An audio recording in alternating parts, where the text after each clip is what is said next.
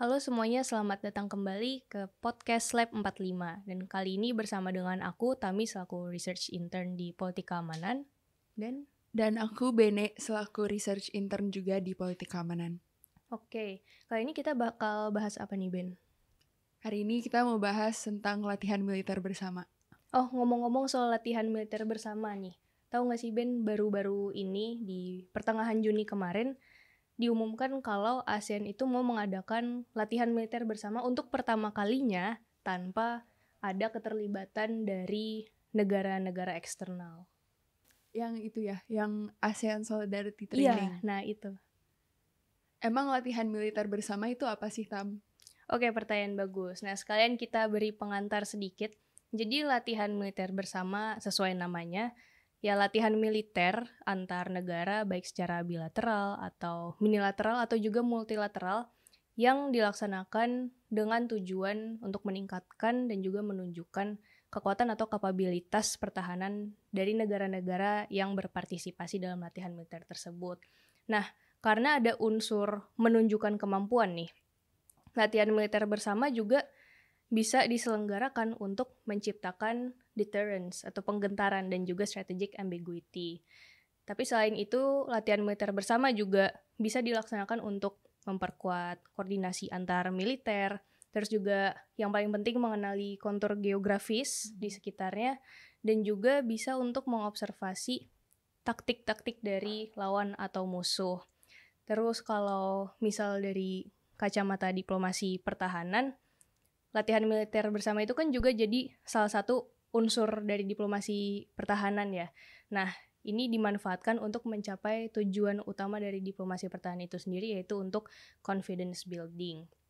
Nah, sekalian kalau kita tinjau dari kurun waktu 5 tahun ke belakang secara global, kira-kira sudah dilaksanakan lebih dari 600 latihan militer bersama. Dan paling banyak itu di kawasan Eropa ya. Jadi ada 250-an latihan militer yang dilaksanakan di Eropa. Kemudian lokasi kedua populernya itu adalah di Asia Pasifik. Ada 167 latihan bersama yang diadakan di situ, kemudian diikuti oleh wilayah Rusia dan Eurasia, kemudian ada Timur Tengah, Sub-Saharan Afrika, dan juga Amerika Latin. Nah, dari keseluruhan statistik ini bisa dilihat kalau mayoritas atau 32% dari latihan bersama ini tipenya adalah latihan gabungan atau joint warfare.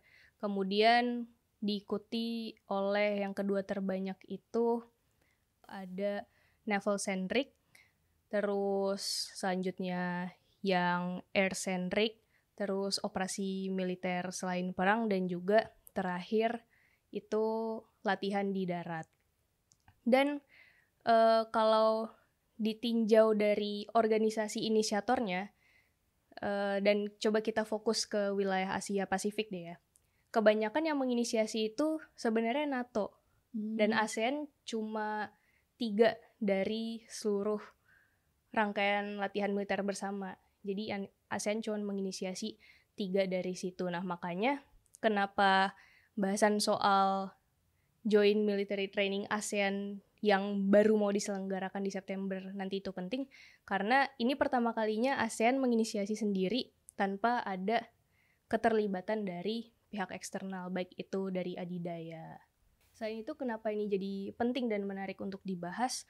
Karena mengingat situasi geopolitik yang sekarang, spesifiknya di Asia Pasifik, itu sedang tidak baik-baik saja atau tidak stabil, terutama di Laut Tiongkok Selatan sebagai hotspot ketegangan di Asia Pasifik. Jadi, kalau ditarik lebih jauh sebenarnya gak cuma di Laut Tiongkok Selatan yang jadi titik ketegangan, tapi ada juga di Selat Taiwan, kemudian di Semenanjung Korea, dan juga Senkaku. Nah, tapi kenapa Laut Tiongkok Selatan yang dikatakan sebagai hotspot ketegangan? Karena area ini jadi jalur utama perdagangan dan juga pelayaran internasional. Jadi negara mana yang tidak mau berusaha mengamankan akses menuju daerah itu kan. Gak cuman akses menuju ke situ, tapi juga akses menuju sumber dayanya. Nah, makanya negara-negara adidaya juga kepentingannya cenderung tumpang tindih dengan kepentingan negara-negara yang ada di kawasan tersebut. Nah, selain itu ada juga yang penting nih, Ben. Ada momentum. Tahu nggak apa? Momentum keketuaan Indonesia di ASEAN 2023. Betul. Nah, tapi lebih dari itu, kita juga perlu ingat kalau Indonesia baru aja di tahun 2022 kemarin menjadi presiden G20. Nah, dan dari kesuksesan Indonesia menyelenggarakan keseluruhan rangkaian acara G20 itu, tentu ini mengundang ekspektasi yang cukup tinggi ya terhadap kemampuan Indonesia memimpin ASEAN di tahun ini. Nah, kira-kira kalau dari konteks geopolitik yang tadi udah aku bahas, ada apa lagi ya, Ben, yang kurang? Kalau konteks geopolitik di ASEAN, sebenarnya masih ada konflik yang masih berlangsung di kawasan ASEAN itu sendiri. Misalnya ada konflik Myanmar di mana seperti yang kita ketahui dia sedang mengalami kudeta. Kemudian untuk konflik globalnya ada perang Rusia-Ukraina.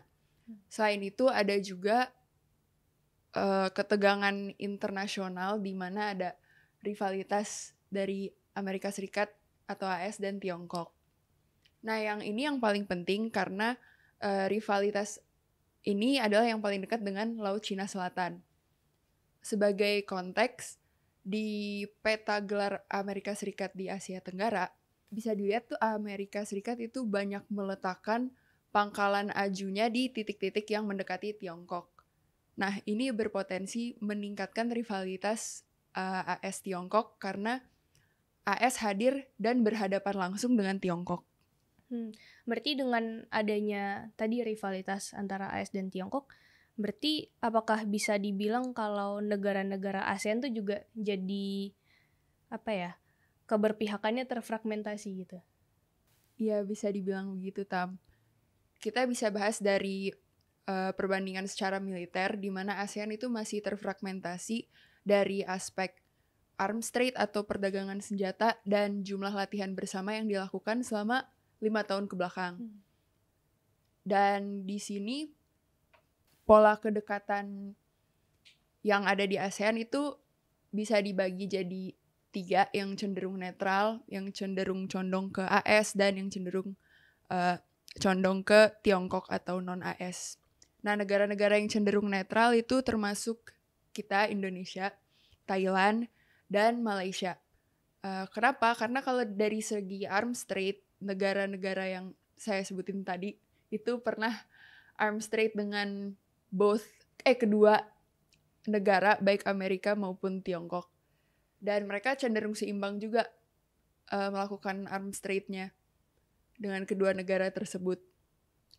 Tapi meskipun dapat dibilang netral, negara-negara yang tadi aku sebutin itu lebih sering melakukan latihan militer bersamanya dengan Amerika Serikat. Contohnya Indonesia dengan Amerika Serikat melakukan latihan militer bersama Garuda Shield.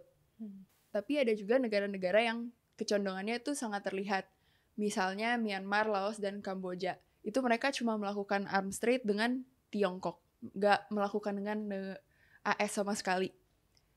Kemudian terkait latihan militer bersama juga ada kecondongan di mana Kamboja, Myanmar, dan Laos itu mereka lebih sering melakukan latihan militer dengan negara-negara non-AS seperti Tiongkok dan Rusia.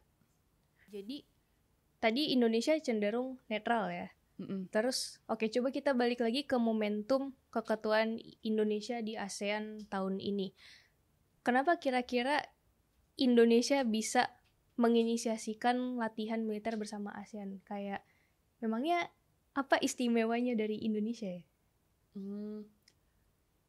Mungkin kita bisa lihat dari comprehensive power-nya Indonesia sendiri ya.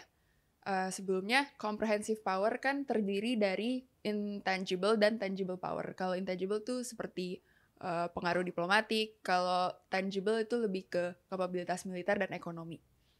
Nah, di sisi tangible power, Indonesia bukan yang paling kuat di ASEAN karena dia dari segi military and economic capability, Indonesia itu masih kalah dari Singapura. Meskipun demikian, pengaruh diplomatik dan ketahanan Indonesia, ketahanan itu kapasitas untuk menggentarkan ancaman potensial atau nyata terhadap stabilitas negara ya, buat konteks. Nah, diplomatic influence dan ketahanan Indonesia itu masih paling besar di antara negara-negara ASEAN. Sehingga Indonesia mampu menginisiasi latihan bersama ASEAN. Balik lagi nih, Tam.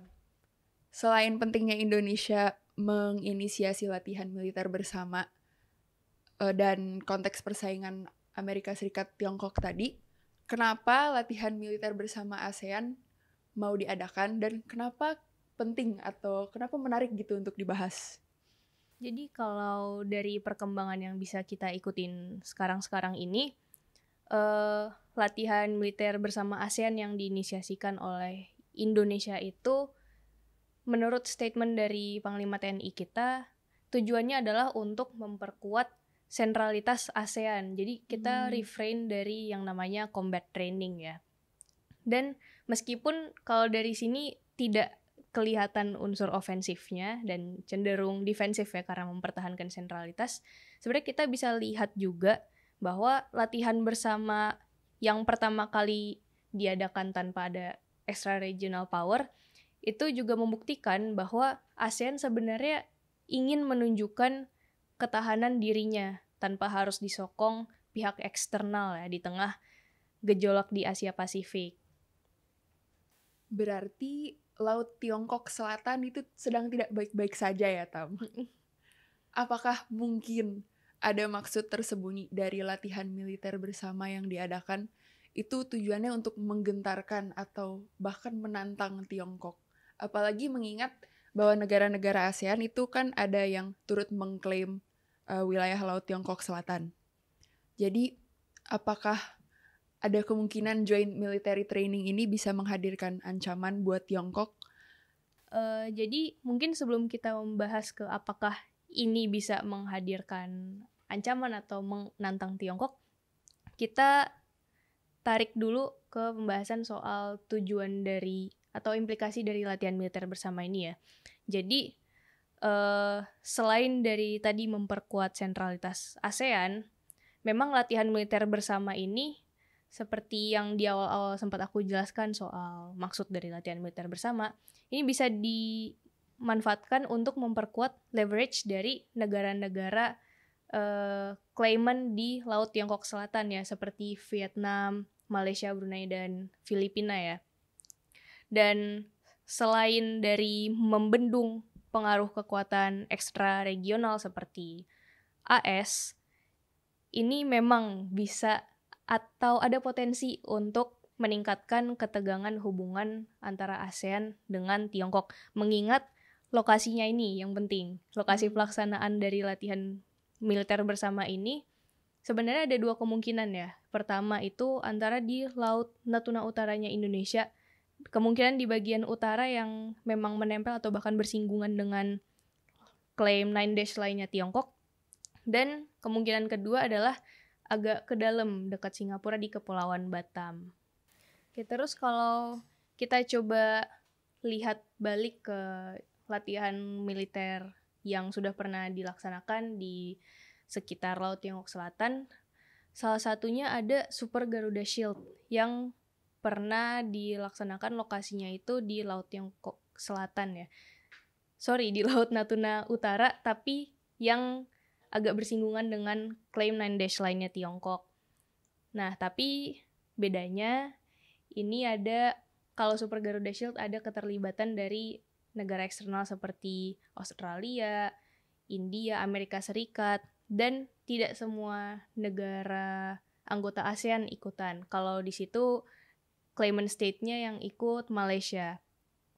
Nah, kalau yang ASEAN Solidarity ini, yang latihan bersama yang diinisiasikan ASEAN, kalau misalnya benar lokasi pelaksanaannya akan di tempat yang dekat atau sama seperti Super Garuda Shield, itu bisa sih ada kemungkinan dianggap akan ofensif karena ASEAN pada akhirnya memutuskan untuk bergerak sendiri kan, udah tidak lagi membawa kepentingan dari pihak eksternal ASEAN istilahnya, begitu.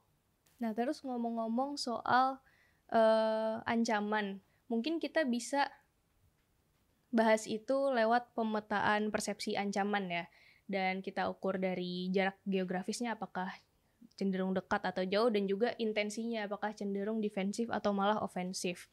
Nah, kalau dalam konteks latihan militer bersama ASEAN tadi, aku mungkin akan menempatkannya di peta ini agak ke kiri bawah ya. Karena ya dari lokasi pelaksanaan sendiri dekat dengan klaimnya Tiongkok. Kemudian apakah ini ofensif? Sebenarnya enggak, tapi mungkin bisa dipandang ofensif karena yang terlibat dalam latihan militer bersama ASEAN ini kan ada claimant states ya tadi, seperti Vietnam, Malaysia, Brunei, dan Filipina. Terus kalau misalnya kita coba pecah per negara-negara ASEAN ya, sebenarnya kalau claimant states tadi mungkin bisa dibilang cenderung ofensif intensinya, karena memang ada kepentingan untuk mempertahankan apa yang menjadi klaim kedaulatan mereka kan, teritorial lautnya. Kemudian kalau ke Kamboja, Laos, dan Myanmar, meskipun jaraknya dekat, tapi mereka itu cenderung bersahabat dengan Tiongkok. Jadi intensi mereka cenderung defensif. Lalu kita bergeser ke Thailand, Singapura, dan Indonesia. Kalau Thailand juga ya cenderung dekat dengan Tiongkok.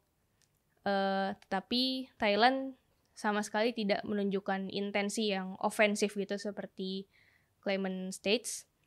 Dan kalau Singapura Indonesia jaraknya agak jauh, jadi di tengah-tengah, tidak terlalu dekat, tidak terlalu jauh, dan keduanya juga intensinya cenderung defensif. Kemudian selain dari intensi dan juga jarak, penting juga buat bahas dari segi kapabilitas militernya ya.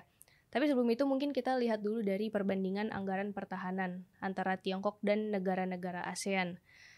Sebenarnya kalau dilihat di sini, perbandingannya itu anggaran pertahanan ASEAN secara akumulatif ya dibandingkan dengan anggaran pertahanan Tiongkok, bisa dibilang ASEAN belum sampai 1/4 dari anggaran pertahanannya Tiongkok. Jadi masih sangat jauh gitu mengejarnya. Jadi agak-agak belum mungkin ya bagi ASEAN untuk bisa melakukan istilahnya balancing dengan Tiongkok. Dan kalau dilihat dari perbandingan distribusi kapabilitas militer yang mencakup sistem pelatihan, sistem intelijen, dan juga alutsistanya, itu juga masih sangat jauh antara negara-negara ASEAN secara akumulatif dengan Tiongkok. Nah, jadi gimana nih Ben dengan penjelasan mengenai latihan militer bersama ASEAN tadi? Kira-kira apakah latihan tersebut akan membawa dampak yang positif atau negatif untuk ASEAN, dan apakah pada akhirnya bisa benar-benar membantu ASEAN mempertahankan sentralitas dan relevansinya kah? Oke, kita mungkin bisa bahas dari ketahanan dan integritas ASEAN ya, di mana ASEAN di sini ketahanan dan integritasnya tuh sebenarnya masih lemah, dan tingkat intervensi eksternal di ASEAN itu juga besar.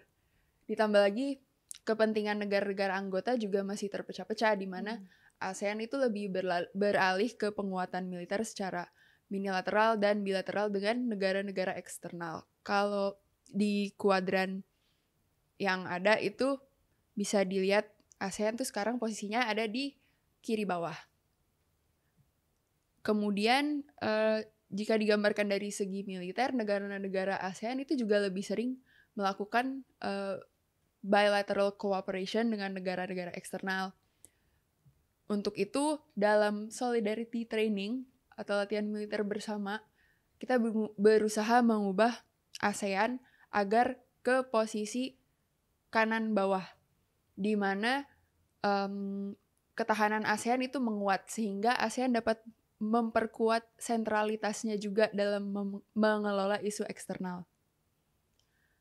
Kemudian akhirnya adalah kondisi ideal di mana ASEAN itu bisa benar-benar mandiri tanpa intervensi kekuatan eksternal. Kalau di kuadrat bisa dilihat posisi ideal ASEAN itu adalah di kanan atas. Dengan menjadi mandiri dan sentralitasnya meningkat, ASEAN diharapkan bisa menjadi kekuatan regional. Terkait latihan militer bersama, ASEAN itu perlu melakukan latihan bersama baik dengan sesama anggota ASEAN maupun negara-negara ekstra regional. Nah, latihan bersama sesama anggota ASEAN itu diperlukan untuk meningkatkan kepercayaan antar sesama anggota. Dan diperlukan juga latihan dengan negara-negara ekstra regional. Dengan menyeimbangkan dua latihan ini, ASEAN dapat mempertahankan sentralitas serta resiliensinya sembari tetap terbuka dan juga mengelola kepentingan negara-negara ekstra regional. Jadi jatuhnya memang perlu supaya kita bisa step by step gitu ya, Ben, bergerak dari kiri bawah terus kanan bawah dan ke kanan atas. Oke.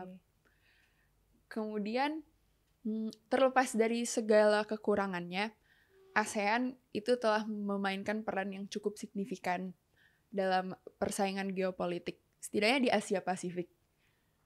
Dan di sini ASEAN dapat bertindak sebagai titik tumpu di mana persaingan great power itu bisa ditengahi. Hal ini itu karena sentralitas ASEAN memiliki efek mengikat pemangku kepentingan eksternal ke dalam agenda ASEAN. Sehingga kekuatan eksternal juga merasa dilibatkan gitu dan diperhatikan dalam agenda internasional ASEAN. Terakhir mungkin saran buat Indonesia sebagai Ketua ASEAN 2023, Indonesia bisa berusaha menjadi kekuatan pemersatu dalam menghadapi situasi geopolitik kontemporer seperti yang tadi perang Rusia-Ukraina dan persaingan Tiongkok-AS. Indonesia di sini harus dapat menjaga kesatuan negara-negara ASEAN dalam menghadapi isu global. Kemudian, Indonesia juga harus bisa memperkuat kerjasama regional, serta yang terakhir mendorong lebih banyak multilateralisme di tengah munculnya tren minilateralisme dan bilateralisme. Oke, berarti ini juga berkaitan dengan tadi ya yang sempat kita singgung soal comprehensive power-nya Indonesia, di mana memang pengaruh diplomatiknya Indonesia di ASEAN ini bisa dibilang paling besar ya. Jadi memang Indonesia punya peran penting dalam menggerakkan ASEAN dan juga sebagai inisiator, terutama dalam konteks ini yaitu latihan militer bersama untuk mempertahankan ketahanan ASEAN. Ya, kira-kira begitu seputar latihan militer bersama ASEAN. Kira-kira kapan nih kita latihan bersama ASEAN? Waduh, ya September nanti, stay tune ya guys. Jangan lupa di like, comment, dan subscribe di YouTube channelnya Lab 45. Aku dan Bene pamit undur diri, terima kasih. Terima kasih.